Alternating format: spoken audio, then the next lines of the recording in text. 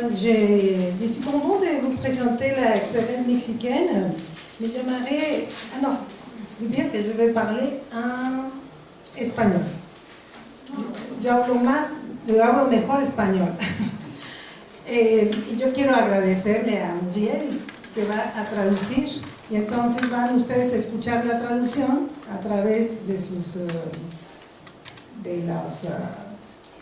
del aparato que puede tener el idioma francés y el idioma inglés.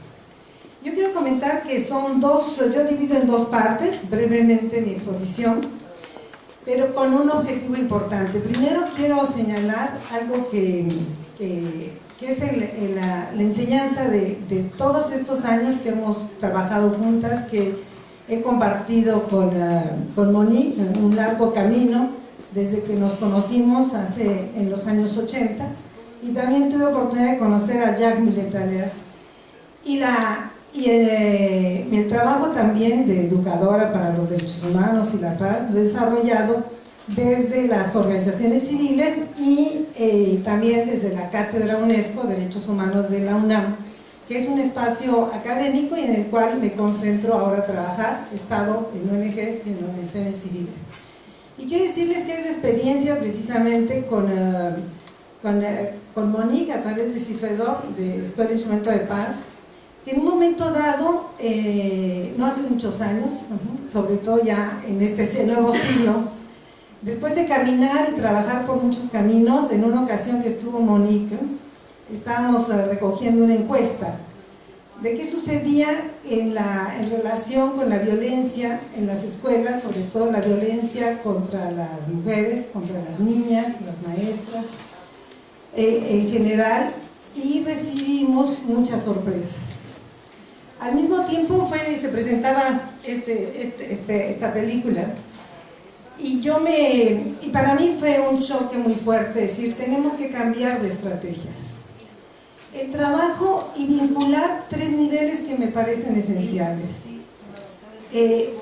Decidí entonces profundizar en el nivel que trabajamos desde mucho tiempo de metodología de educación en derechos humanos, vinculado a la parte nacional, como aquí en Ginebra fue el primer país europeo donde las escuelas admitieron educar en derechos humanos, y de que yo tengo que buscar en México cómo impactar en derechos humanos, cómo hacer una política pública obligatoria y no la parte bonita de lo que nunca hacemos bien, pero que se viste bien educar en derechos humanos.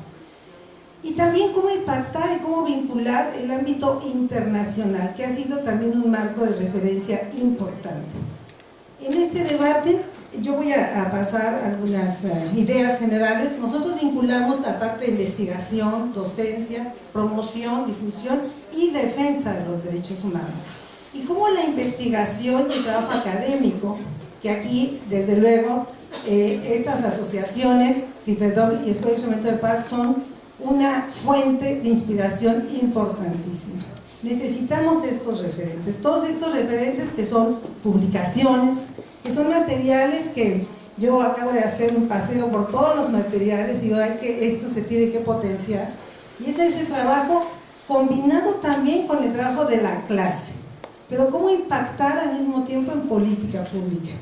En ese marco creo que es muy importante para partir, y voy a ir un poco rápido porque es en la segunda parte de mi exposición donde quiero compartir con ustedes las experiencias, que creo que la primera pregunta que hemos de hacernos para educar es ¿por qué educar en derechos humanos? ¿Para qué educar? ¿Desde qué perspectiva educamos? ¿Y quién forma a los maestros? ¿Y por qué se forman estos? No voy a contestar estas preguntas, pero me parece importante hacerlas. No se trata tampoco de permitir políticas en que se diga todos vamos a educar en derechos humanos, y mi gobierno ha sido el gobierno mexicano, de un día a otro deciden capacitar a todos los funcionarios públicos, millones, en derechos humanos. Algunos reciben un curso de 1 hora, otros de 6, otros de 5 días, que no deja nada absolutamente. Y después, ¿quién los forma?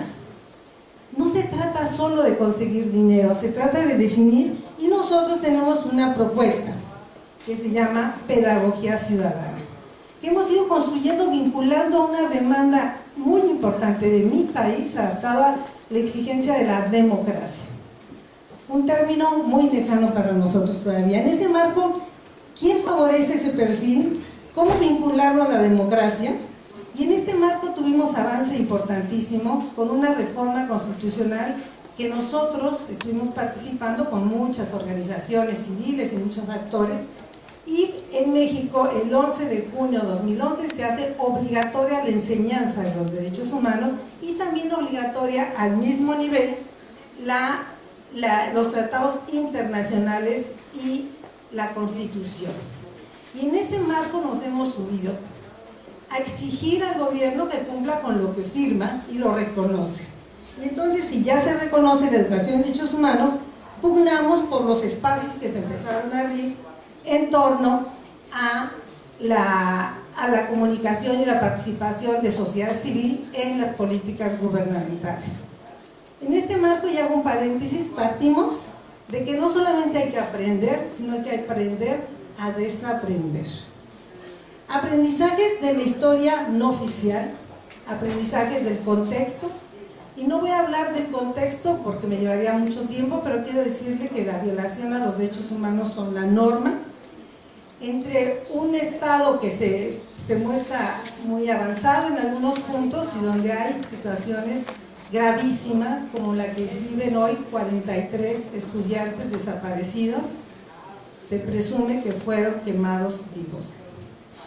En ese infierno de violencia que vivimos, ¿qué papel podemos tener desde la educación? Y ahí las lecciones de la resistencia, espacios que emergen desde las clases populares, las mujeres indígenas, y exigen derechos y hacen oír su voz.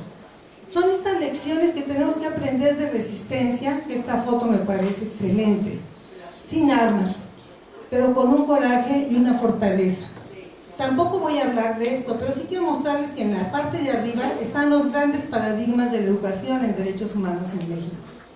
Está una mujer que durante más de 35 años buscó a su hijo, pero llegó a ser la primera candidata a la presidencia de la República.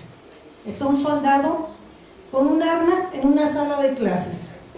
Están unas torres, las de Chile, el golpe de Estado en Chile, y después hay otras que son precisamente los atentados terroristas en 2011, otro 13 de septiembre.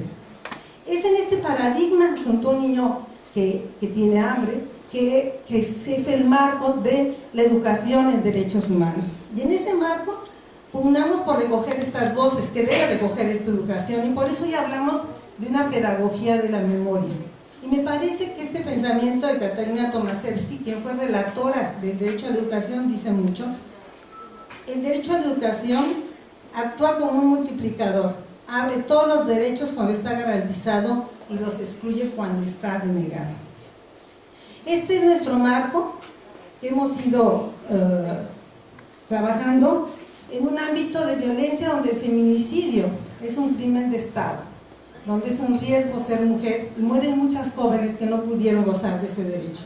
Y ya no voy a hablar del desarrollo del contexto, pero partimos de ese contexto. En ese contexto tenemos que trabajar, y en ese contexto utilizamos el ámbito formal y utilizamos también las herramientas, bajo una serie de principios que no voy a trabajar, pero que tienen que ver con la posibilidad de ver la integralidad de los derechos humanos vinculados a la democracia, a la paz, un enfoque indivisible, desde luego, y en una dimensión de historicidad donde el contexto es muy importante, con un compromiso ético, desde luego, desde la no discriminación, propuestas dialógicas, y una serie de dimensiones donde la exigibilidad es importante. Y no solamente basta conocer que tenemos derechos, sino es importante cómo puedo hacerlos efectivos y dar esas herramientas precisamente para hacerlos efectivos. En ese marco logramos un programa nacional de derechos humanos, y quise mostrarles una foto porque hasta foto tenemos, y se firmó un convenio con el gobierno anterior. Este fue un programa que logramos articular a partir del marco del diseño de la educación en derechos humanos y las directrices del alto comisionado. Y pudimos trabajarlo hasta este año, que el nuevo gobierno todavía no reconoce este antecedente. Ese es el problema de democracia. Incluso firmar un convenio con instituciones no se reconoce y volvemos a empezar de cero. Pero seguimos, y en este marco también desarrollamos una serie de cursos y una serie de acciones, porque hemos decidido que tenemos que trabajar con los profesores para una metodología de la enseñanza que incida verdaderamente y que vincule la exigencia democrática. Las herramientas para exigir cuentas, para demandar efectivamente incluso por la vía del derecho a nuestras propias autoridades, para empoderar, como dicen desde el enfoque de derechos humanos, a los y las ciudadanas.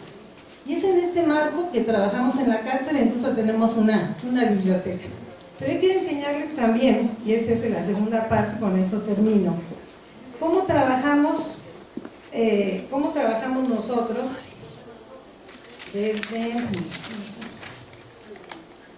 y para qué nos ha servido, y cómo hemos utilizado y cómo logramos tocar el derecho internacional de los derechos humanos, y cómo puede tener incidencia en este aspecto para esas políticas públicas, que creo que compartir con ustedes esto es importante.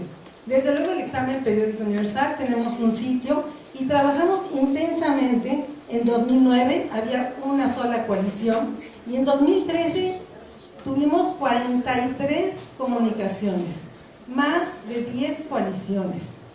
Muestra así el país. El país es muy grande, pero muestra sobre todo la cantidad de agravios, de graves violaciones. Y logramos impactar y hacer un trabajo cerca de los estados muy importante.